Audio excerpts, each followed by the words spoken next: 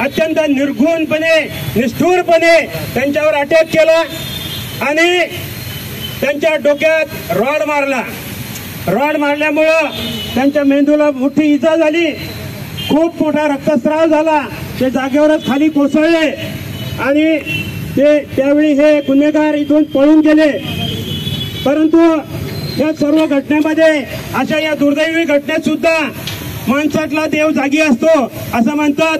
तसं न्यूजपेपरची एजन्सी चालवणारे नेवसे कुटुंब या ठिकाणी ते नेवसेजी सकाळी त्यांचा वृत्तपत्राचा व्यवसाय करत बसले होते त्या समोरच्या पलीकडच्या कॉर्नरला. जेव्हा त्यांच्या लक्षात आलं की समोर काही घटना घडलेली आहे आणि कोणीतरी पडलेले, ते धावत पळत आले. त्यांनी बघितलं की स्वर्गीय समीरराव चौधरी साहेब हे खाली पडलेले आहेत. ते त्यांना वैयक्तिकरित्या ओळखत होते, त्यांच्या कुटुंबाला पण ओळखतात. मग त्यांनी ताबडतोब त्यांच्या घरी फोन केला आणि कळवलं की असं घडलेलं आहे. तर त्यांनी आणि लगेच त्यांनी रिक्षा घेऊन त्यांना हॉस्पिटलमध्ये नेलं.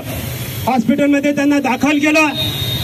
पण दुर्दैव आपल्या सर्वांचं की पुढच्या 2 ते 3 तासामध्ये त्यांचं ब्रेन डेड झालं होतं आणि ब्रेन डेड झाल्यामुळं त्यांना त्याच्यातून परत पुढे काही ते रिकव्हर झाले नाही आणि काल सकाळी हॉस्पिटलनं त्यांना मृत घोषित केलं. अत्यंत माणुसकीला काळी फासणारी ही घटना आणि आपल्या औंधला अत्यंत वेदना देणारी ही घटना आहे.